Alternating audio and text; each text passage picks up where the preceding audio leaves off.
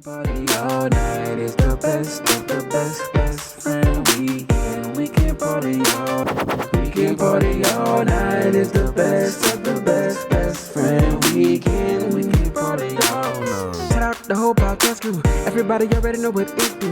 When you really gotta kill it, ain't nobody gonna feel it. When you really gotta tell them it's my crew. It's best friend weekend. We can party all night. We got Ross moving, Lowe's, Rumble, Aldo, Nice is the uncle.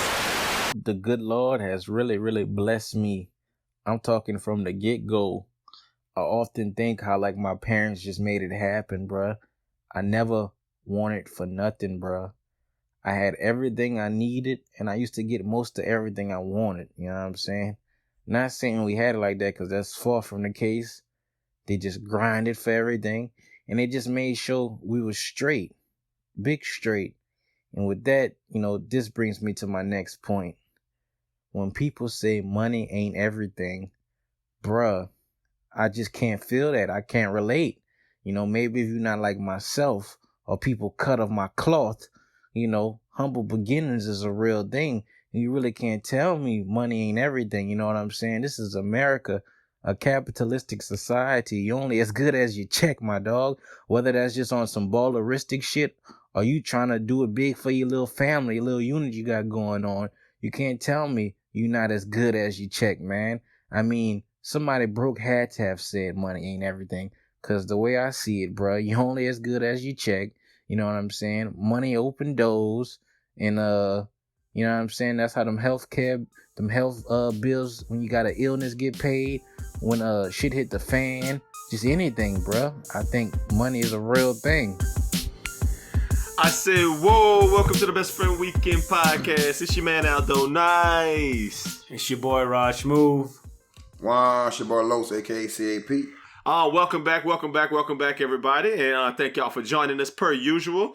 Rumble Williams starting us off with his quotes on you only being as good as your check. What do you guys think about that? Shallow. I mean...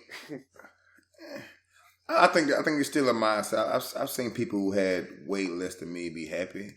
Like a lot of people say, more money, more problems as well. True. So I mean, it's relative to what you do in your mindset. I mean, I know people with buku money who are not happy, and I know people without money that's fine. I know people with money that's extremely happy. So I think it's just a mindset, regardless. You know what I'm saying? Just how you feel within yourself, how comfortable you are with yourself. Of course, everybody would like to have the best of everything, but I mean, at the end of the day, if you got, a bed you lay in, clothes on your back, food to eat, lights, bed to lay in at night, roof over your head, you got a nice little job and your kids got everything they need, and like he said, some of the things they want, you good.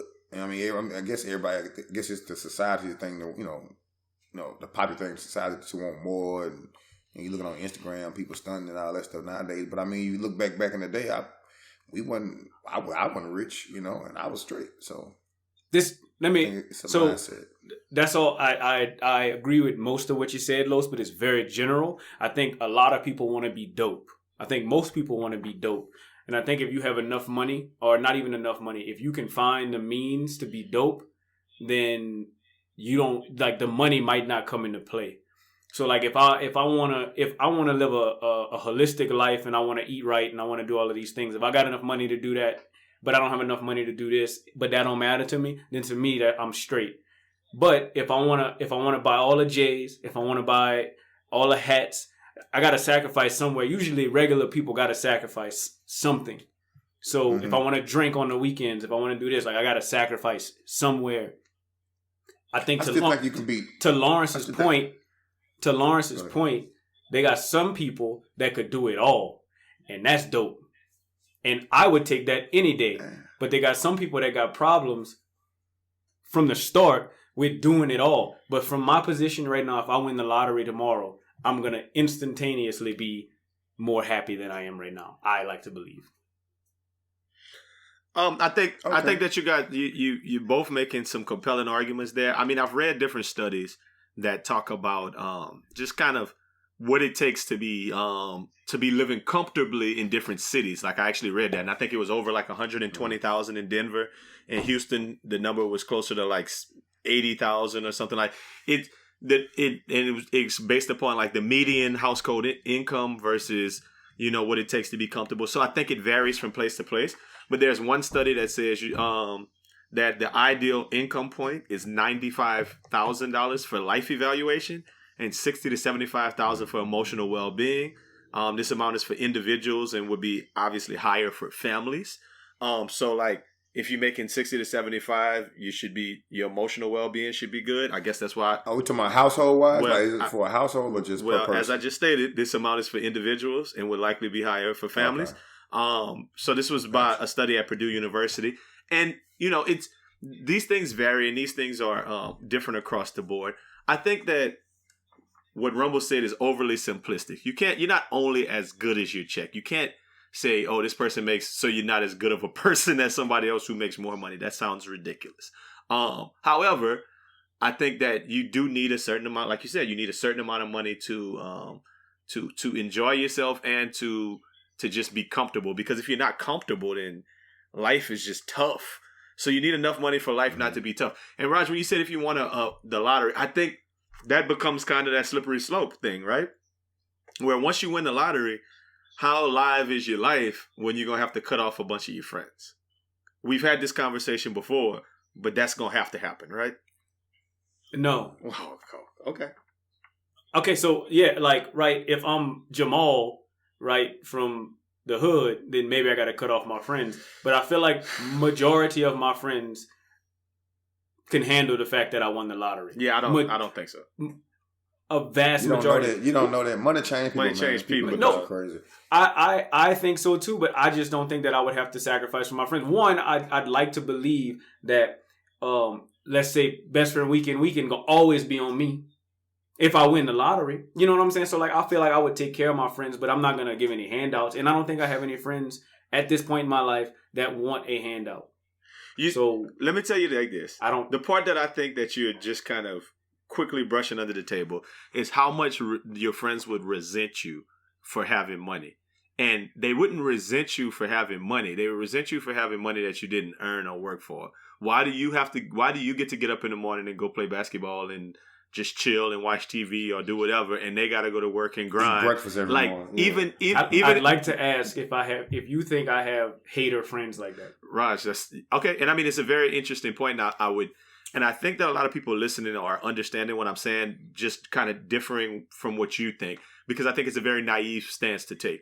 I've watched different documentaries on like people who win the lottery and how that happens. Yeah. And this is verbatim what they say, how crazy. Like their friends who they thought was like A1, it's not a conscious feeling. It's not like, man, fuck Raj. I would like to think that if you won the lottery, I would be hype and be like, my boy won the lottery. Yes. Best friend weekend about to take off. Every time we do some stuff, Cut Raj gonna have whatever. But then what happens like the first or second time when I'm like, hey man, I think it's a great idea, and you're like, nah, straight. We ain't doing none of that. And then it's kind of like, so basically I'll become the leader of the pack. Not even the leader of the pack, but like not even the leader of the pack, but like like all of your the financial, you're the back, in everybody's circle of friends. It's the amount of fun we can have. Yeah. If the amount of fun we can have, like we go out there regular, we're gonna have some fun. But if Roger don't want to do that, we can't have the fun we can't have lotto fun now. We gotta have regular job. We can't take a private jet ride. You know we gotta. You know what I mean? Come on, man. And then you got that. You got that $100,000 for us to fly. Come on, man. Don't act like you ain't got the $100,000. I just saw you won 102. I still think that there are people out there, and I get where I 100% agree with your point. I think that there are people out there that would probably resent the fact of their friends winning the lottery. I'd like to think if one of y'all boys won the lottery, I wouldn't resent. I would love to think that I wasn't like that either. I would love to think that. I just don't think that I would be. Like I wouldn't tell y'all if I won the lottery. Well, then there you go. Then you'd be one of them boys that cut off your friends. But I wouldn't cut off my friends. I wouldn't cut you off. Because I feel like in life, I've already pretty much cut off those friends that I feel like would resent me. That's how I feel. I don't think you can predetermine who will act a certain way when you fall into $200-some million. You know what I mean? You can't predetermine that. Like, you can't. Because you got to realize your life is going to change. You know what I mean? And now the thing you used to do or whatever, people look at you crazy like, that nigga did this, do that. Or if we going somewhere, they expect for you to be like, hey, you know, just like dudes in the NFL, same thing. Them boys get checks, they show their money on TV. People around them expect them to do certain things. If I need $10,000 or $15,000 for this, they gonna expect you to give it to But them. even more so than NFL players. Like, I think that NFL players or pro athletes or rappers or whomever, there's some kind of an idea that they worked and they did something and they got to this place that they got to. Yeah. As opposed to I went there and I just put $1 up and I won, or I put $2 up and I won $222 million, right?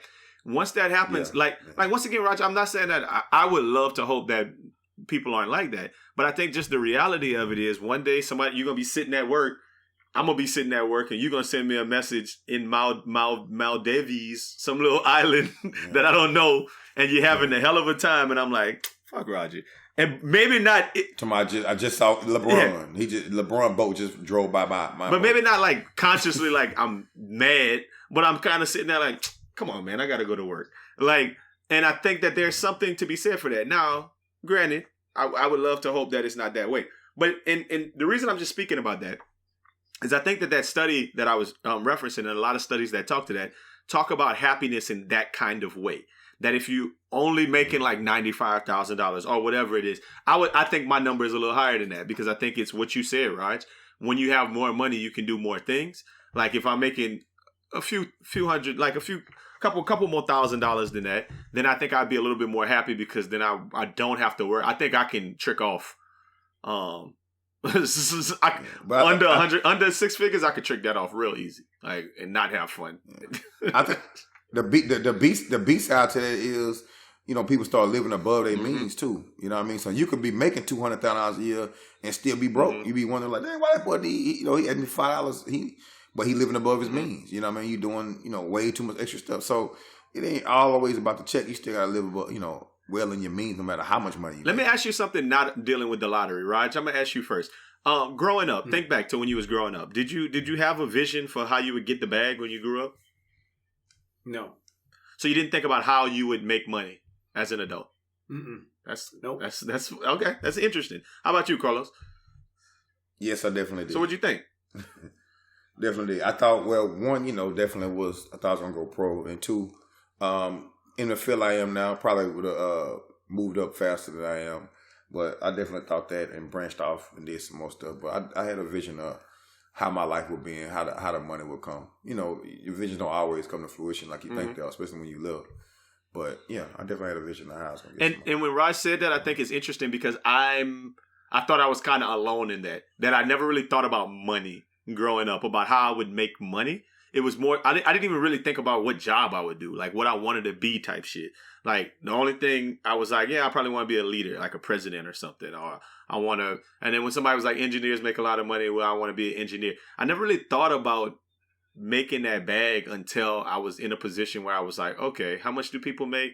Type shit, like graduating, and it still was arbitrary to me. Oh, they get out of college making this. They get out of college making that, and it just didn't really. The numbers didn't really mean a bunch to me until you like really living and understanding how much the life you want to live cost, how much you making, and then how far those two things are apart from one another. Then I guess is when you're like, damn, I need this bag. I think I was about 21, 22 when I realized the kind of bag I needed. It took. Let me tell you how much. So whenever you ask me that question, I'm thinking like childhood to adolescence. Yeah, and I was speaking about that too, like adolescence. So basically, I think when I used to daydream and my future life came up, literally used to think about being a teacher. Like I really enjoyed, like I think I enjoyed the thought of being a teacher, and then but I don't want to make what teachers make. So that got that all, like I don't want to be a part of that. Then it was like, you know, your mom and your dad always want you, everybody, mom and dad want them to be a doctor, right? So I'm like, oh, you go to school for a long time. I don't want to be in school for that long. I don't like school that much. Yeah. Lawyer, the same thing. And then I heard engineer, like you said, you actually just kind of sparked this thought. Engineers make a lot of money. And then I always thought, all right, cool. So like they got doctors, they got lawyers, they go to school, they got, you know, all of these people that go to school for a long time. But I know regular niggas that's engineers. I'm not talking about niggas that went to school for a long time. I'm talking about niggas that didn't go to school that call themselves engineers. And so I'm like, well, that's too vague for me. You know, I always thought engineer, like the word engineer was too, like the janitor at the school can construe up some sort of phrase to make himself into engineer. The custodial You know what I engineer. Yeah. Right. And so I'm just like, that's too vague. I don't want to do that. And so at Sanitation. some point in time, I don't know what age it was at, I figured I would just wing it. I figured I would just go out there, throw myself into the workforce, work Just hard, see what happens. dress nice, keep a fresh cut, and wing And it. just see what I like happens. Pull myself up to the top. I like that. Pull yourself up by your bootstraps. Okay. All right. There you go. That's whatever. Okay, so let me ask you this. I asked him questions. How do you see yourself getting the bag to the future? I mean, and at this point, what's your bag methodology? Like, honestly, at this point in where I'm at in life, coattails. Coattails. Gotcha. Networking, coattails, relationships. I mean, honestly, as being in the business world, to me, if somebody likes you, that's what gets you the job. Because it's funny, like your work should be in your body of work, especially like if you're in the same organization, right? My work, you should know by my body of work. I shouldn't have to go to the interview and tell you what I'm doing. Oh, well, this is me, and I got my suit tie up to my chin. Like, I should just be able to just, all right, look, this is the best person for the job. Let's go ahead and do it. So what I want to do in my career, I guess where I'm at in life is I'm just gonna be on time. I'm just gonna dress nice. I'm gonna keep a fresh cut, and I'm gonna impress the people that I know I need to impress, so that when it comes time for that, and I'll be ready to make that move, or they'll be ready for me to make that move. And maybe it's stupid, but it's worked so far. How about you, Los? Okay. I'm a couple of tests away. I got a couple of tests, maybe a few more classes to take where I'm I think to the end point of where I want to be. A couple more promotions to get to where I want to be in my field, and eventually branch out and try to help other people with it, or maybe teach other people, something like that. Okay. Get out here and sell some of them books that people be throwing away in a year for way too much money. Something like So that. I mean, I think that's interesting that both of y'all said that. I'm just gonna kind of add this, and I'm not gonna dive in. I'll just say that my plans for getting the bag are kind of already in motion as far as what I think I want to do. And I'm kind of doing a lot of the things that I want to do. I just got to kind of keep consistently doing that.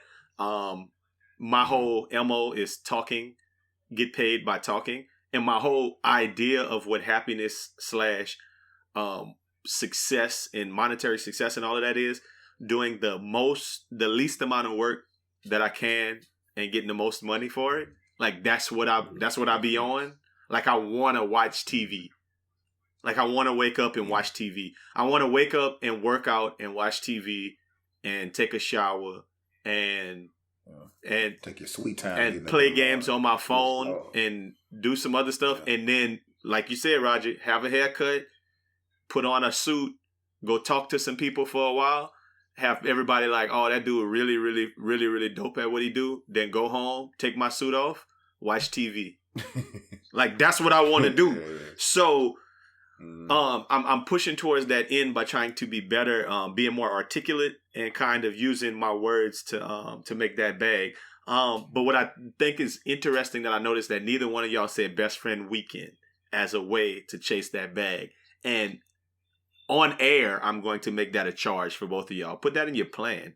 Because if we don't see it and y'all don't see it as a way that we going to get this bag, then we never going to get that bag. Let me tell y'all what burned my boot at this week. Speaking of bags, Andrew Luck and Gronk too, both retired at 29 years old from the NFL. Andrew Luck was very, very sudden this week. And I'm coming right off the top with a sports story, but I want y'all to bear with me because it's speaking to something Raj said a little earlier in the podcast. When I was thinking about the idea that Andrew Luck retired, it's like you see in a couple of schools of thought. Like a lot of people on TV and just people are like, oh, it's all good. Football is dangerous, man. He's got enough money, blah, blah, blah. And they just kind of letting him off the hook, like whatever. And you know what came to my mind? White privilege. And I don't know how to, I don't even know how to quantify it. But it reminds me of a situation I've been in. Both of you guys know what I'm referencing. Where we were doing some work before, and somebody had an opportunity to make more money and do a cool job and whatever, and they were like, nah, I'm just gonna do what I'm doing. And they was like, whatever. And I kind of look back at that, and a lot of people talked about it, and it made me kind of understand that is a micro instance of white privilege, where it's kind of like, nah, I don't need those bags. I'm good. My people got money.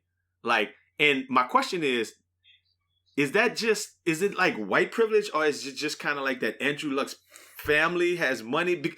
Because and this is, it just kind of, I don't even know how to articulate it really well, but hopefully you guys can understand where I'm coming from with that it just kind of feels like very like passe, very just like, you know what, whatever. I don't need the NFL. And I know there's a lot of other reasons to it, but it's not very often you see under 30-year-old black men who are making that bag feel like they can pass up a opportunity for generational wealth. Like that. How much money did he make? He didn't make a lot. How much? Yeah. Know? And how much money did he leave on the table? When I'm talking about generational wealth, I'm talking about the amount of wealth to where your kids don't can say that they don't want to play football. Like, and but I mean, who said? I mean, it's not to say that he doesn't have that though. What he might have that, because I feel like Andrew Luck not going to buy. You know, he driving regular cars. He ain't spending a whole bunch of money on clothes. I don't even know if his parents got money. I know Grunk's parents. No, Andrew Luck's parents got money like that. Okay, I didn't know that. Well, shit. Okay. Let me put it in a different way, because you asked something. I'm gonna put it like this. It's more than likely $500 million. Andrew Luck is gonna make $40 million a year. He's 29. 11 more years of like 40 million or whatever. Do the math. It's over $400 million. $500 million. I'll give you how much he's made. His career earnings are at 97 million. Yeah, that's his career earnings. And I'm literally saying he left $500 million on the table, like another probably 500,000. I mean 500 million. If we look at if we look at what quarterbacks are getting, yeah, absolutely. Dak Prescott turned down $30 million. They say, right? So that means per year. Yeah. So wait, hold on. No, like, you're gonna have to explain this one to me. Now, your math guy. So in 7 seasons he made 97, right? Mm-hmm. And you think that he can potentially get to 500? Yeah. No way. Okay, so I there's no way. Can I? And it's not even hard math, but let's just say that he's making $40 million a year, and I'm like, that's like where the quarterback market is going. If he plays another 5 years, just 5-year contract at $40 million, that's $200 million. 40 times 5 is $200 million. Okay, so in 5 years, he'll be a 34-year-old quarterback who potentially could be one of the best in the league. And at that point, the CBA and the quarterback market is probably like $50 million. So let's say he signs another 5-year deal from 34 to 39 years old, where he gets paid 5 years at $50 million. That's 500. I mean, that's $250 million. The thing about it, the reason why he retires because he can't play that long anymore. Like, he hurt his body. They still would have gave him that bag. That's the real reason why they'd have gave him that bag. You know that. Not that big dumb bag. Sure. He wouldn't. But you gotta realize he would have been still sitting out. He can't even play now. Okay, so the thing is, I don't want to have a real deep football argument about what Andrew Luck's football is going to be because I think that we would be in disagreement about that. But because he's gone now. But last week before he retired, I think you would have, if we would have said the same conversation, would have been like Andrew Luck, Pat Mahomes, Russell Wilson. You know what I mean? Like, if I would have known he was hurt like he is now. We didn't know that. None of us know it. None of us knew it. Yeah, so we assuming he healthy. If he's healthy, it's a different conversation. So it's a different conversation if he's healthy. I'm with you. I'm with you. Partially, if his contract ended this year, and like you said, we don't have to go super deep, but it didn't. Where I thought you was going with the whole white privilege thing was that the Colts actually willingly let him keep $25 million. There's a lot of levels to that. What I was really going was the generational wealth thing. And I just I just can't see a African American person who's playing quarterback, like a position where you're not really going to get as hurt as like a linebacker like Patrick Willis or whomever else walked away really early, or Barry Sanders running the ball, or Jim Brown. Like, a quarterback. Vince Young left the game on top. Like, I can't see too many quarterbacks walking away from the game because and having an opportunity to provide for their family in that type of way down the line. Now, maybe he doesn't have the. Maybe I'm putting 100 on 10. It's just a question that I'm putting out there. I think so. And I will say that $100 million, in my estimation, is generational wealth. Okay. Maybe not as much generational wealth as it could have been, because like you said, Yeah. I think the number. I don't think that the number was, a $500 million. It was approaching $500 million, maybe with endorsements and stuff. So cool. I'm cool with that. So 100. So let's say $500 million that he left on the table in earning That's potential. baseball money. He wasn't making that much money. That's baseball I money, think dog. y'all are both being very naive to think that Andrew Luck wasn't going to make $500 million. But that's still. I mean, it's fine. We could agree to disagree. But my point is, if you're saying he made $97 million and he had the potential to make upwards of $400 more million, like Sure. that's a big difference. I mean, that's 5 times as much money. Sure, I agree. I just think 100. Mhm. I don't know what his dad did. I don't know what Mr. Luck did. Didn't he play football as well? I don't know, but I know he was on like the college football committee one year. So they don't just put any any old body over there. His name is Oliver Luck. Who- He's the American business executive and former football quarterback. He's the CEO and commissioner of the XFL right now. Like, he's got that bag. Oh, his daddy that dude. So maybe Andrew Luck go and play for the XFL. That's that Manning. They got that Manning money over there. They got that Manning So, money. okay, this was another question I had. Money don't Now, this run kind out. of pushes a little bit differently. And this is kind of talking a little bit about what you said earlier, Raj. And when I say this white privilege thing, I'm talking, and I think white privilege is a state of mind in this way. Not necessarily white privilege is a state of mind. It's a real thing. But there's an aspect to when white boys get the bag versus the type of bag that black people try to get. And maybe it's just us. Maybe it's just different type of white people. But I'm going to put it like this. A lot of the white people that I've like kind of hung out with and been and really befriended or whatever, they're kind of, the word I'm going to use is minimalist. Like, be like, you'll go to their house and you're like, oh, this is a very modest house. And they drive a Ford Fusion. And they just like, Pickup trucks. yeah, and shit. and it's not it don't feel like they doing a lot. Like, is it just a thing where they could ball on a little bit less money than us because they don't be trying to ball? Like, is that Definitely. Is that predisposed? They're not trying to show nobody Are nothing. we predisposed But to ball? they'll take a 2-week vacation to Hawaii and take the whole family. Every year they go, to the cabin or something. They don't everyday balling. They don't do that. They're not Well, buying now, football. I can't say that's everybody that's though. different. Yeah. Let me give you this though. There's different wealth. Like there's that wealth where I take the entire family to Hawaii, Mhm. and then there's also the wealth where I'm buying jewelry, but I'm buying different jewelry. So there was a news story that Drew Brees spent $9 million on some earrings or a ring or something like that for his wife. So every once in a while, white people do decide to indulge, but for the most part, yeah, I think I think with us it's 100% of keeping up with the Joneses thing. And I want an old school. I want a sports car. I want a big truck. I want all of this. When they might have one nice vehicle. Like I'm gonna have Drew Brees probably has one nice vehicle. Like I got this one, or SUV, a sedan, and then maybe one other vehicle. Whenever we trying to keep up with the other guys in the league. Oh shit, you got that Camaro? Let me go get that Camaro as well. Mhm. Alvin? I 100% agree that that there's a difference in mindset. I mean, I would assume that there's white boys out there who try to ball like the same way though. I mean, so I don't want to necessarily just that's blanket true. statement all white boys or all black people and that's what we do, that's what they do. But I think it's just kind of like upbringing in a sense of who we hung around, the things we found like we valued growing up, the things people said you should aspire toward.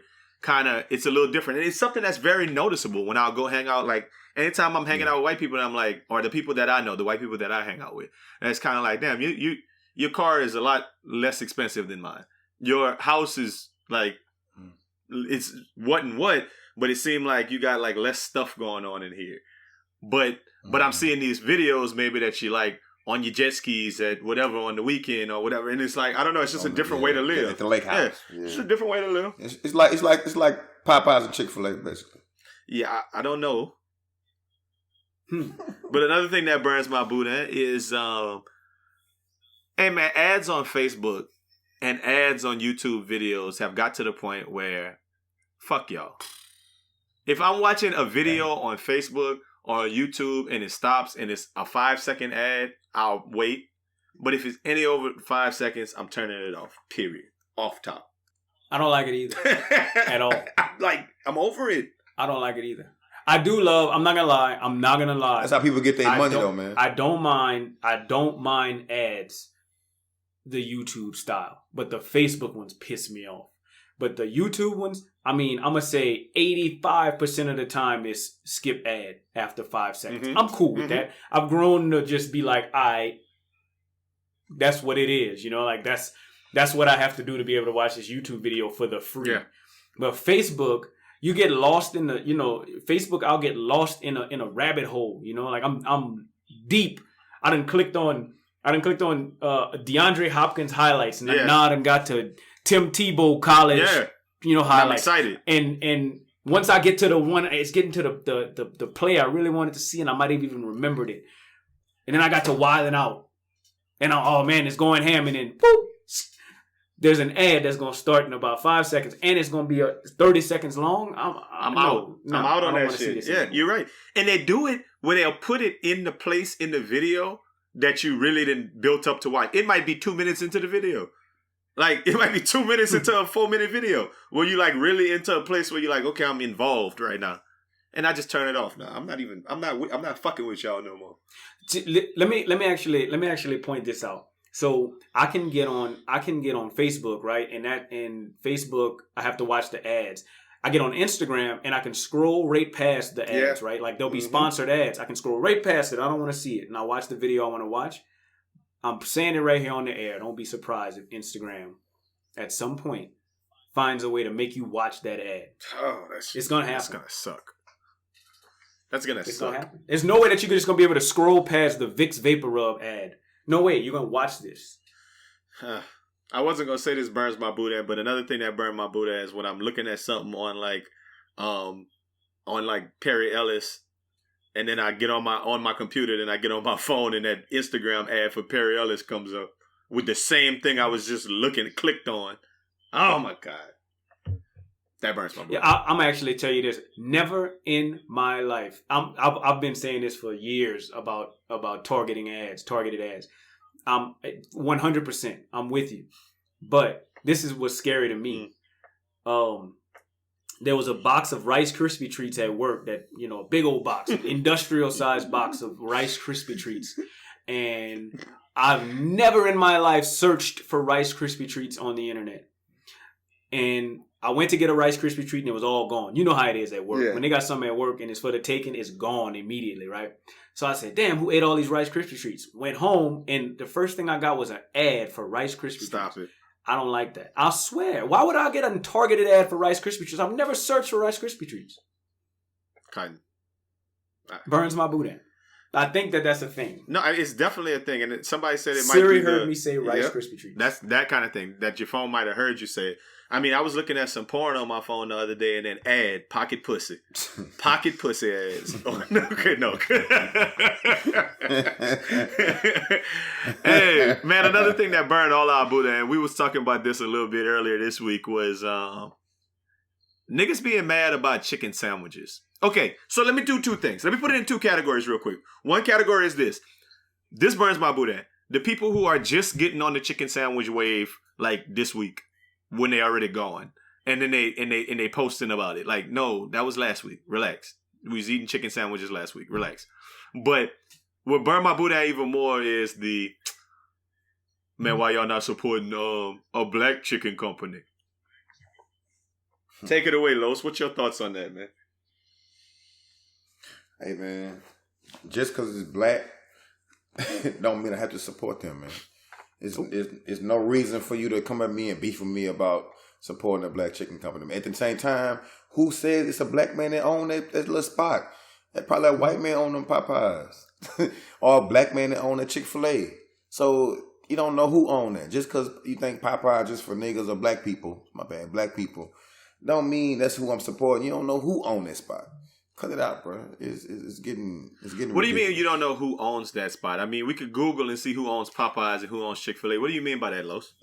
So you think that everybody gets people think that lady on the commercial owns. I don't Popeye. mean that. That's just retardedness. That's just retardation. and her mama gave her the recipe. I mean, no, I don't mean it like that. I mean, you saying you don't know who owns Popeyes or who owns Chick-fil-A. Okay, so every franchise has a owner. Like every franchise, they franchise out their franchise. So Chick-fil-A, it's not just one person that owns all the Chick-fil-A's. It's different people. Like close to our house, I know it's a black man. I know a black man for sure owns that Chick-fil-A. You know what I mean? It just depends. You just never know who owns that particular restaurant. Yeah. So you're just not supporting just one person. You supporting that owner. He might stay in wherever. You know, he might live in Atlanta or in Wyoming somewhere and come down. He's a black man who lives in Wyoming who has a Chick-fil-A in Houston. I don't know about that, Los. I don't know. I don't know where he stay. I'm just saying. I don't know where he stay. But you know, I just know that I know for sure that's a black man that owns that spot. So, you know, you don't know who owns that particular store. Mm-hmm. It's different owners for each store, so you can't just generalize. Oh, you're not supporting black business. You could be all them chicken sandwiches. They could be going to straight white people or the KKK for all we know. The black chicken. You know the black chicken. I went to college with some guys. They have it's called the Black Chicken Company. Raj, what are your thoughts about about just kind of this backlash about the black chicken companies? Well, first, I'm gonna say this: what burns my boot ass that they couldn't handle the demand. Yeah. Okay. Man, Chick-fil-A does a very valiant effort of handling the demand. They have those same lines every single day. Can I just put this out there? Can I just put this out there though, Raj? Just one piece. Sure. That niggas have been nigging this week. Niggas been going there. Lord, yeah. Like Chunky, Los cousin would put this story online, and I saw some other people with very similar stories that they went in, just walked into Chick-fil-A, and boys like, let me get 11 of them. You mean Popeyes? That's what I mean. I'm sorry. We're going to Popeyes. Let me get 11 of them. That's nigging, stupid. Dog. Stupid. You're not going to, like, stupid. Nobody doing that to Chick-fil-A. If they was doing that to Chick-fil-A, they would have ran out too, I think. But go ahead. Okay, all right, all right. I disagree with you. Chick-fil-A can handle the demand. I put my full and utmost faith in whatever you order from Chick-fil-A. No, I disagree. But I love this argument. I love this argument, though. I really love it, though. Because I just feel like the viralness of that Popeyes ad made that some different type shit. Like, it's some, like, Chick-fil-A has never had to put up with niggas coming, with Quavo them coming to buy them things, cutting. I need 20 of them. 42 cents. Like, dang, that's stupid. Okay, so here's the thing. So let me tell you why I think Chick-fil-A can handle it. One, Chick-fil-A is the number one fast food restaurant in America. Number one. And they take a day off every week. Like it's a thing. They take Sunday off every single week. I forget about it every single week. I go to Chick-fil-A at least once a week, forgetting that it is Sunday and they don't. You go to Chick-fil-A every Sunday? Not every. No, that's funny. That is funny. You're a dumb nigga. And you forget every Sunday. I lied. You call me on live on air lying. Okay, go ahead. But anyway, I mean Chick-fil-A caters. I've never seen a Popeyes caters. Like maybe I missed it, but I've never seen a catering menu on the Popeyes menu. It's in the bathroom. Sure, you get the condoms there. So all I'm saying is, you might not. I mean, this is definitely subjective. I just wholeheartedly think that the boys can handle it. I think that they'd be able to handle niggas nigging. Put it on a poll. I think niggas have been. Put it on a poll. I think niggas. I think after the Popeyes fallout, I think Popeyes I bet you if I go to Popeyes at lunch right now, they don't have no more chicken sandwiches and they don't have a big line. But Chick-fil-A inevitably is gonna have a line wrapped around the building twice with people outside with a bucket hat, an iPad, and a construction worker vest on every day. And a pocket full of sausage. I think they can handle it. Okay, Los, you are the tiebreaker. Do you think that Chick-fil-A could have handled that swarm that Popeye's been getting this week. Without a doubt. See, the Okay. thing with it, Chick-fil-A, once I think they would have got ahead of it. Once they saw it got to getting crazy in them first 2-3 days, they would have ordered more chicken. They'd order more chicken sandwiches. They would've I mean, figured it out. Even though their chicken, you know, their chickens are free range and come up with 2-parent households. I think, you know, it's you know what I'm saying. It's a lot harder to find those type of chickens, but they would have found them. You know what I mean? I just feel like they would have said, okay, hold on, this is getting crazy. That man just ordered 25. He ordered 16. He ordered, you know, they ain't here fighting. Okay, hey, we need to rush to order chicken. They had them flown in on Sunday because they got a whole day to recoup. And have them sitting in the back in the freezer waiting on them when they came in Monday. Okay. They were ready. I just think Popeyes was just like, whatever. Maybe I agree with y'all on a macro level. I think that they wouldn't have run out nationally, but they would have damn sure ran out at the Chick-fil-A down the street from your house. That's all I'm saying. Oh. Let me tell you what's beautiful about what Lo said, and I'm gonna combine it with what I said. Mhm. They take a day off, so if they need to regroup, if they need to fly it in, overnight this chicken on Where Sunday. they getting them got chickens it. from? The 2-parent households, nigga, they got them the growing. chicken factory. I don't Duh. know, but the chicken exists. No, I thought. No, they got a chicken in white people neighborhood with 2-parent household and nobody divorced. Bro, what I'm saying is okay. So I guess Debo's what you're chicken asking coop? is would they have been able Nah, ain't to? Debo's. Would they have been It's able Bob's and Diane's chicken coop. Would they have been able to handle the increase, like the percentage increase? Is that what you're asking me? Yes, Raj. Okay, I think that maybe they would have struggled. if they're normally every store is ordering 400 chicken sandwiches a day, and maybe even that's a low number, maybe 1,000 chicken sandwiches a day. They normally we got 1,000 on deck, and if we ever need some more, whatever. Then the shit just goes viral, and they don't really anticipate it happening. And then niggas coming in there talking about, let me get 21 chicken sandwiches, like, and everybody, and the line's down the street, round the corner, and maybe they running through the line because they're Chick-fil-A and they getting it in, boom, boom, boom. But still, boys coming and coming and coming. But you know what? That might even be an answer. I might answer my own question there. That secretly, if the line wasn't so long, maybe boys don't get 21. Mm-hmm. Maybe boys Exactly. don't get so many. It's the same. They get the same amount they always get every day from Mhm. Chick-fil-A. Chick-fil-A have a line around the corner every single day, dog. So, Okay, it's thoughts. They had But Raj, you was going somewhere else with it. You said you wanted to address that first point. I forgot what the first. The first point, I think we was just talking about supporting Black Chicken, the Black Chicken Company. If there was a black chicken company that I knew was a black chicken company, I would support it at times. Frenchies. Because it was a black chicken company. Frenchies. But I'm not gonna get mad at nobody else for not supporting a black chicken company. I never got mad at nobody for not supporting them. If you don't want to eat at the black chicken place, then don't eat at the black chicken place. That's on you. So I'm not If gonna you're get a mad. black man, if you're a black man and you don't want to eat black chicken, you a hotel. No, you only eat black chicken if you're a hotel. Yeah, right. I mean, no, you're not a hotel. Yeah, the other way, the reverse part. So you know, I've eaten at black chicken joints because they black. But I'm saying I don't always make it a habit. Sweetie pies. It's the difference. Honestly, I to be honest with you, a lot of the reason why I go to Chick-fil-A so often is because I like the experience. I like being told what they tell you. My pleasure. I like the my pleasure thing. I like that they always like super nice. They want to give me 8 sauces or as many sauces as I want. That sounds like a strip club. They super nice. They give you 8 sauces. I don't know what the 8 sauce. I don't know what the analogy for the 8 sauces was, but it seemed. Me either. I don't either. I was waiting. Usually, I was waiting on with sauce at the strip club. But if you do, that's on you. Well, yeah, but I'll come from a long line. Say L. I come from a long line of sauce, of sauces, man. That's how I go. Hey, man, look, I want to talk about another story that's just very funny and very kind of unique to Best Friend Weekend. We were having this talk, and when was it? Monday. We were on the phone running it, and we were doing I want to read a definition from off of Wikipedia.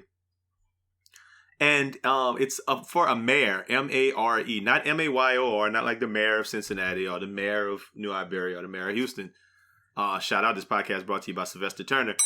I'm talking about a mare like a M-A-R-E. And a mare is an adult female horse or other equine.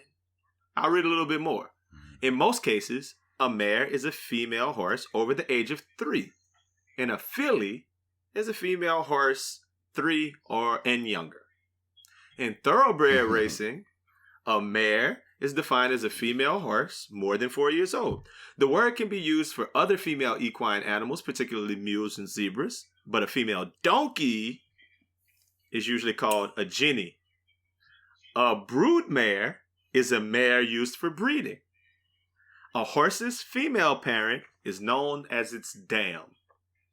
Just thought you should know that. The next sentence says this, however. An uncastrated adult male horse is called a stallion. And a castrated male horse is a gelding. Occasionally, the term horse is used to designate only a male horse. So that got us to thinking. Damn, Megan. Don't do her like that. I mean, they already tried to say she was a man. They said she had balls flopping out when she was twerking the other day. Like when A-Town had them balls in his face that one time. No. He tried to hurry up and put him back up. Nah, they it was on Twitter. They were saying they showed a thing of her twerking. I guess she had a hand back there or a weaver back there flopping on her little booty cheek, something. But it did kind of look like balls. But that lady ain't got no balls. I'm not saying Megan Thee Stallion got balls. I'm just saying it's a terrible branding thing, right? Like, well, how many people know that? Well, how many people more, know that about horses? At least 500 people more know that now that I've just read that definition on there. Let me say this. You also know 500 million.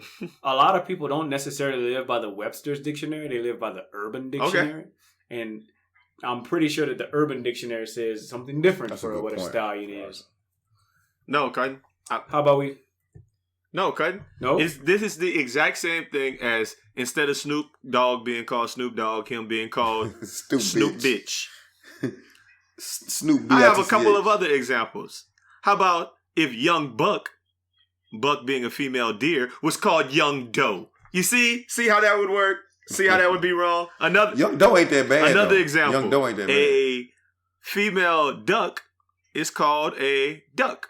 But a male duck is called a drake. Now, what if Drake's name was Duck? Think about it. Will we think about him the same way? No? That didn't work. How about the rapper Tiger? A female tiger is called a tigress. What if he was called Tigress? Will we look at him the same way? No? That's not nope. None of those? I thought they were good. Okay. Never mind. I'm over it. That's it. Urban Dictionary. Urban Dictionary's definition of a stallion got it that way. But I still think that that's a weird fucking thing. It's a weird flex. She should have thought about that before. Even if it's, I don't know.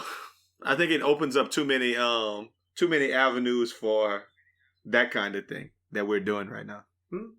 Sure. I think it is funny from a English dictionary, Merriam-Webster dictionary perspective, but you know what a stallion is. I actually, this past week, I went on, and I don't know if you saw the email we got. I went on Urban Dictionary and tried to submit daddy, and I put the definition as like a slang word for thing used by Los aka CAP, made popularized by Los aka CAP of the Best Friend Weekend podcast. And they told me no, cuz I tried to put that daddy in the Urban Dictionary and they wouldn't let us do it. They wouldn't let you do it. I think if you're a loyal listener, you need to try to get that daddy in that Urban Dictionary for us, man. Everybody submit their request, man.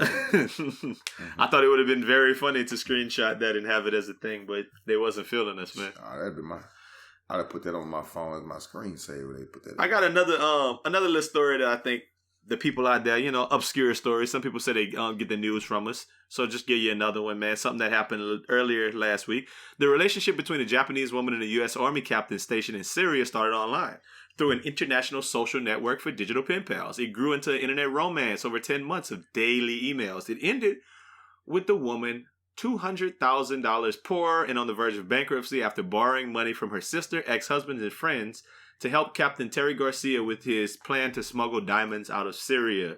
In reality, there were no diamonds, and there was no Garcia. They are part of an elaborate scam hatched by an international ring of cyber thieves operating mainly out of Los Angeles and Nigeria.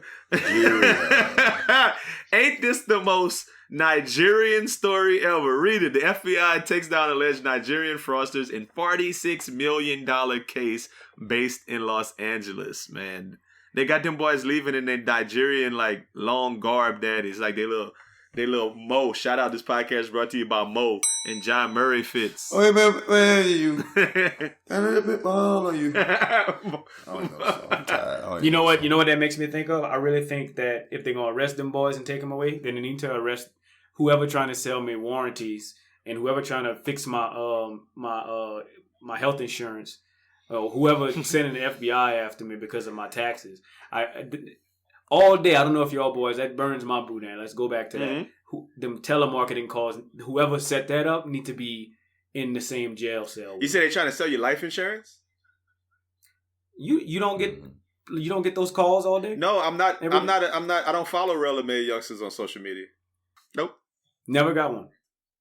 No, I don't. It's funny, you got your own phone number. Never been had before. Well, no, not to sell me insurance. They be like telling me my like my credit card has been found on a dangerous site or something, or they'll give me the number. right. Let me get the number of your credit card. It's been found on a dangerous site, but no, not like life insurance. Nigga. I get all kind of calls. Hey man, They're always people, different. Hey man, they're always trying to get you, bro. Let me get your social real quick and date of birth and your mama name. And the streets the crazy you grew thing is up that on. they always come from like New Iberia, Louisiana. That's funny. Or Opelousas, Louisiana. And I get a lot. It's free. Like, Just let me I get a lot from New Orleans. Salt Lake 'cause that's City, where Utah. I say, oh, that's D. Saliba. Oh, that's crazy. I get a lot from New Orleans that asking me to vote. They asking me, hey, can we count on you to go out and vote for Congressman whatever? And I'm like, dog, I don't live in Louisiana. Stop it. We doing to get out to vote. How about the one? Yeah. The one that I get that kind of aggravates me the most is, hey, send us some money for the police foundation. I'm hanging up. You're hanging up? I don't talk to him. I'm hanging up. As soon as as soon as it's not somebody I want to talk to, I'm hanging gave up. them your number. Like, this is like legit. Like, Nah, if the school bus driver union was hitting me up asking for that loot, Raj, I would feel obligated to at least hear him out. You stupid. I'm just saying. It's big facts, man. What if you already heard him out? What you said? What if you already had the conversation? Old gift card numbers when they ask me for like a credit. I just give them old gift card numbers. They ask you for credit card Time numbers? to play.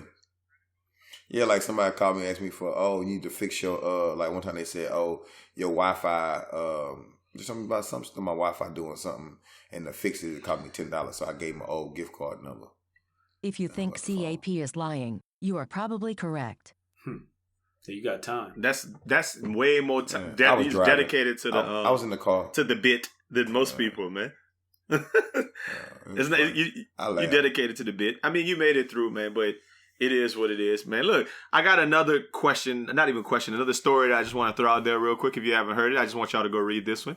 A NASA astronaut is accused of hacking a bank account from space, and that's just crazy. I just want y'all to go check this out. What was her name? I had it written down here, and I'm looking at it.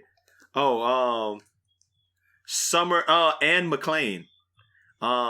Basically, she put her skills as a former U.S. intelligence officer to work when she suspected McClain had been hacking her bank account. So, it was two chicks married, and she contacted her bank for details and logins, and it found out that basically Annie McClain was hacking her spouse Summer Warden's account from when she was at the International Space Station. So she was up there. So speaking of what you basically just said, Los, she had time.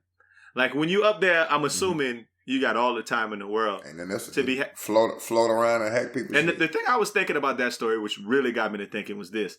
I wonder, like, if her reception is like the shit.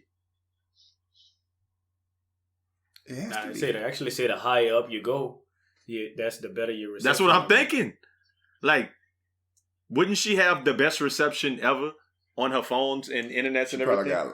She could hack the earth. Yeah, she got like 1,000 balls. She got 1,000. She hacked the whole earth. She did respond, though. I'm actually looking at this right now. She says, there's unequivocally no truth to these claims. We've been going through a painful and personal separation that's now, unfortunately, in the media. I appreciate the outpouring of support and will reserve comment until after the investigation. I have total confidence in the investigation process. No, it says the IG process. I don't even know what that I know, I was thinking Instagram process. Instagram but process. Hey, she just texted that to you, Rod? She just texted you that? It's on Twitter. It's on Twitter. She tweeted it. She just hacked the podcast and texted him that she heard this shit real time. Right. She heard the podcast real time because she up there listening. That's funny. She got it live. She know exactly what we saying.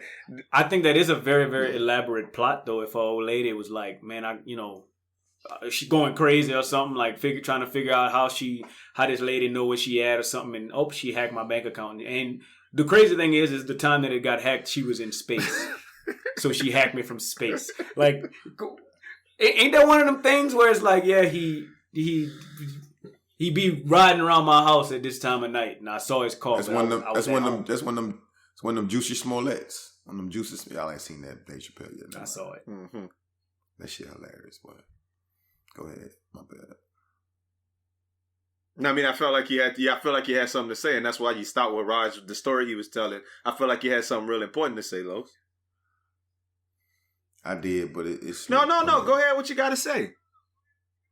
Better yet, cue up that music for nothing nice to say. You know they say if you can't say anything nice, don't say anything at all. If you can't say something nice, don't say nothing at all. Nothing nice to say, but Al don't nice. Ain't nothing nice. You hear me? Shit, college football is upon us. And it got me to thinking about who my favorite college athletes of all time were. The names that come to mind are people like Tommy Frazier. You remember all them tackles he broke against Florida in the national championship game? Larry Johnson. I remember that boy having the real live gold tooth when he was in college. Like, he was like B-Town live. That boy was off the chain. Jared Mitchell, you know what I'm saying? Football and baseball national championship at LSU. Chris Manuel, University of Southwest Louisiana 90s. That boy was like Michael Jordan of his time. You know what I'm saying? Honey Badger, because that man was live. VY comes to mind. Vince Young, obviously. Best college quarterback ever. Carlos Pearson from Texas Southern University. That boy went ham. Brittany Griner. That dude used to dunk on them hoes so bad. You so stupid. Like, it was out of line. But honestly, this is a bit of a trick question. My favorite college athlete of all time was Tim Kicking Ain't Easy Manuel of the Grambling State Tigers. Google my boy, man. They got a whole bunch of stories about game winners and block kicks, but kicker Tim Manuel also, he had a 45-yard touchdown one time to Brandon Logan against Alcorn in 2005. Bone-crackling tackles. The boy used to get it in. We used to go up there to Grambling, do what people do when they're at Grambling, and we had a blast. I got one question, though. Why that man can't get a look for the NFL? Like right now, like today. Because as I'm looking on the internet, all I see is that Carly Lloyd wants to kick in the NFL. Why, bruh? They don't have a whole bunch of other college kickers who deserve a shot before her? And everybody on TV is saying, oh, it's a good idea because they don't want to sound chauvinistic. But honestly, bruh, it's more of like a practical thing. Homie, look, I want you to go and Google Becca Longo. In 2017, she became the first woman to earn a college scholarship in NCAA Division II Ohio when she signed at Adams State University as a kicker. She should be getting a shot. Not a celebrity just because she's on the U.S. women's national team. I'm putting this on the level of Usain Bolt, trying to play in the league because, he was real fast and they was talking about he could get him to play receiver. There's more to going into being a football player than being fast or whatever, but I definitely give him more of a chance to make it because he's a man trying to play football. Listen, I'm not going to get in my misogynist bag today because that'd be too easy. And I ain't got nothing nice to say about celebrity chick kickers who were getting there and demand equal pay for kickers. So I won't say nothing at all. You want Carly Lloyd out there, Raj? I'm interested to see it. I would definitely watch. Yeah, that's my thing. So I think that we have on the podcast talked about the U.S. women's national team. I'm cool. It'll be a thousand. Let me say 300 years before I think evolution creates a woman that can sniff the NFL from whatever position. But I wouldn't mind seeing her kick an extra point in a preseason game. That's it. Now if full on kicker, no way. Like the same way you wouldn't mind watching Chad Ochocinco kick an extra point, or like that blind dude snap for USC, like that kind of thing, or like he can hit real good though. That's actually that man back there. That's actually a very good point. Yes, I think that it is a man. That's gonna sound so terrible, but it's somewhat of a handicap. Like it's I'm not saying that it's a handicap to be a woman, but women do hit from the closer tee in golf, and golf has a handicap. So compare it to that. It's letting a celebrity WNBA has smaller ball. That plays with a smaller ball. It's a thing. Sure, it is what it is. I wouldn't mind seeing Carly Lloyd or any one of them women that was on the U.S. women's national team kick in the preseason field goal or a close chip shot field goal or extra point. Well, the thing that makes it a handicap, I think, is the other part of it, right? Like the kick comes off the thing and they block it. It's almost like you can't, like, you're playing 10 on 11 at that point because nobody could hit her, and then that's kind of not football in that way. Like I was just talking about Graham Stoll, I was talking about Tim Manuel. Like, Tim got video of bone-crunching hits that he laid on people as the kicker. There's a lot of NFL video of the kickers, like Sean Taylor lighting up that kicker in the Pro Bowl. Like, it's a thing. It happens in the NFL. The kickers get their ass smacked sometimes, right? Like, so it'll still be the same as playing 10 or 11 because the kicker ain't hitting nobody. So that's my. Well, I was saying it both ways. Sometimes. So whether it's a girl, the kicker gonna stick. So whether it's a girl in there. No, I disagree though, Los. I think the kicker gonna at least try to push you out of bounds or something. She's going on the sideline. Really trying. I don't think she gonna. You don't know that. She might put you out of bounds. And she might, but hey, whenever gonna hit her, whenever in the league, whenever you see if she can kick, she can kick. I don't care. Put out. Whenever you see, let's go. But so she can't be a full-time kicker. Kickers kick off, and I'm not gonna waste a spot just to have a kickoff specialist or a field goal kicker, and then have somebody else kick off. What I think my point is a preseason chip shot. What happens whenever they give the special ed child the ball in a game? They let him run. They just let him. So what they should do is hype the ball, let her kick it. Let her kick it. Nobody tries to block it. Just let her see if she can make it. And it's on her if she make it or miss it. So that every team in the NFL needs to get a U.S. women's national team member on their team so we can all kick field goals that nobody can rush. That'd be in the preseason. Be super dope. You said in the preseason. The only thing about that is it would have to be on a team like the Ravens where they have a kicker already, like a bona fide kicker. You know, like there's no kicking competition. She can't take somebody else's opportunity. Put her on the Ravens, where they're the best kicker in the league, and let her kick in the fourth quarter. So, I mean, you make it. So listen, if she banging them thing from 60 yards out, y'all don't want her on y'all Los, team. we're not saying Los. We're not saying. Well, Mirage might be saying that. I'm not saying that. I'm just saying she's not banging them shits from 50 yards, 60 yards. That's what I said. How you know? Because she's not. How you know? She's not. How you know? Okay. Women's legs are stronger than men's legs. Those are great points, right, Los? So my point that I make, good job. The point that I'm just trying to say is that just saying, y'all niggas don't want to hit the truth. Yeah, Los, you pick the woman on your team every time to kick. My thing is, no one's saying, and maybe you heard what you wanted to hear with nothing nice to say. But what I'm saying is, I did make reference to a chick who kicks in college, and I'm thinking in my head she probably nice at it because she got a Division I, D2 scholarship to kick. I think she probably could kick loud. And she probably been playing football, so she understand kind of the nuance of whatever. But I don't know if the U.S. national team woman who just kind of out there kicking is ready for that work. I don't think she's ready for that work, though. Whatever. I think she'll be all right, though. I have, when you bring up she probably got a wife. When you bring up kicking ain't easy, you know, like, yes, my man was on kickoff team and he was laying hat. Mm-hmm. This lady will not lay hat.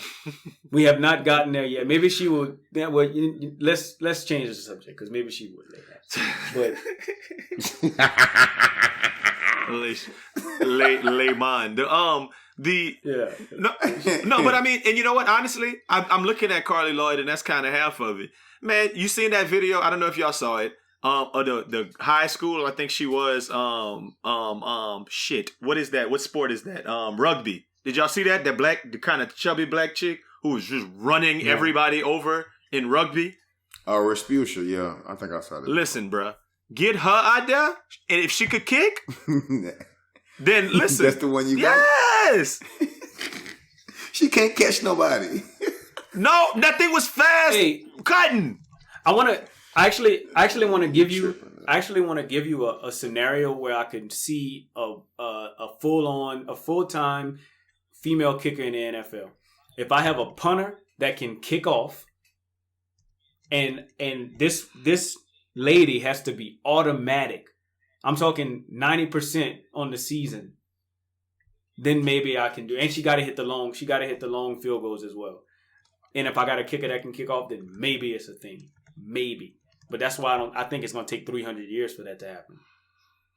That's my estimation. 300 years. Give me a lady kicker. Give me a big Haloti Naha looking woman from Tonga somewhere who could kick that thing and play Australian rules football and rugby, and then I'm with it. But Los is right. Los is right in 1 point. Just 1 point. He only has 1 point. If she can make it, she can make it. But the if is a fifth.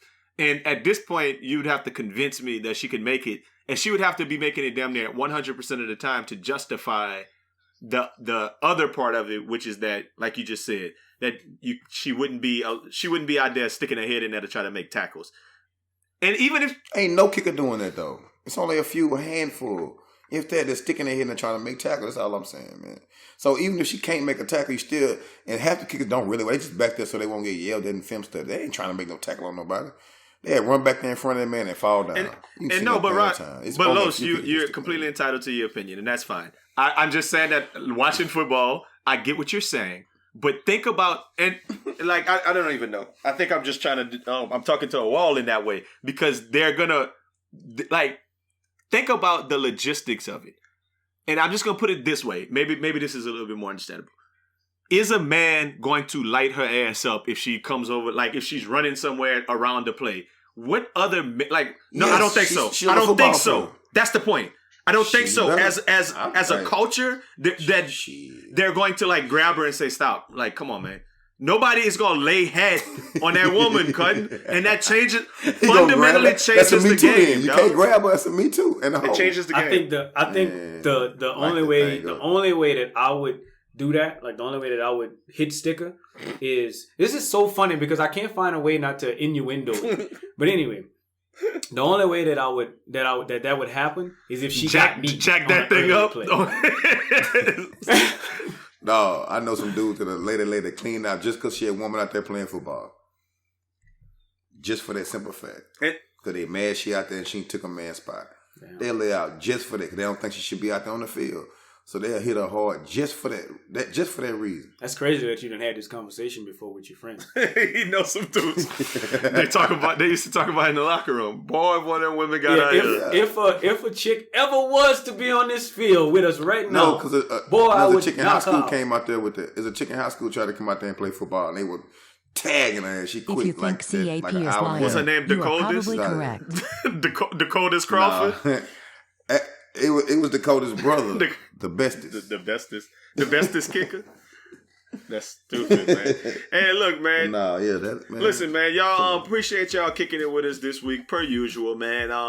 We're gonna have some real live shit for y'all coming up real soon, man. Some dates we're gonna announce real soon, letting y'all know what the BFW movement got in store. So until the next time, man, y'all lock in with us. Appreciate y'all locking in with us for the week, man. Tell a friend, and we out.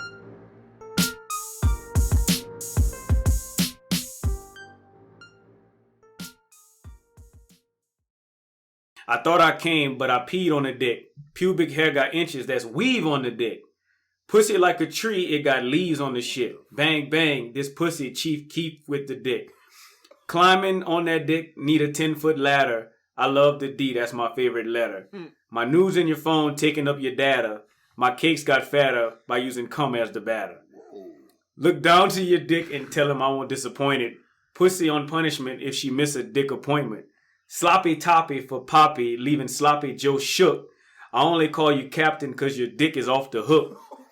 I can make your dick stand up like the Statue of Liberty once we fuck. Tap the head of the dick, duck, duck, duck, goose. Head of the dick, duck, duck, duck, goose. Get this dick up and running when he fuck with this cooch. Covered in all my cum, the dick be looking like a goose. That's disgusting.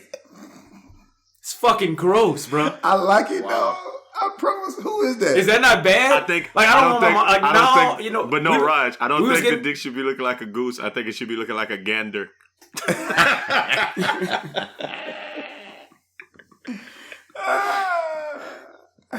I now hope that if my mom ever listens to the podcast, she don't listen to the end credits. Mm-hmm. Like she like, okay, they about to end the podcast. They talking about buy merch. They talking about buy merch in the weekend and all of that. And I'm just like, like I hope she say, okay, I already heard this part and she don't know NFL is coming.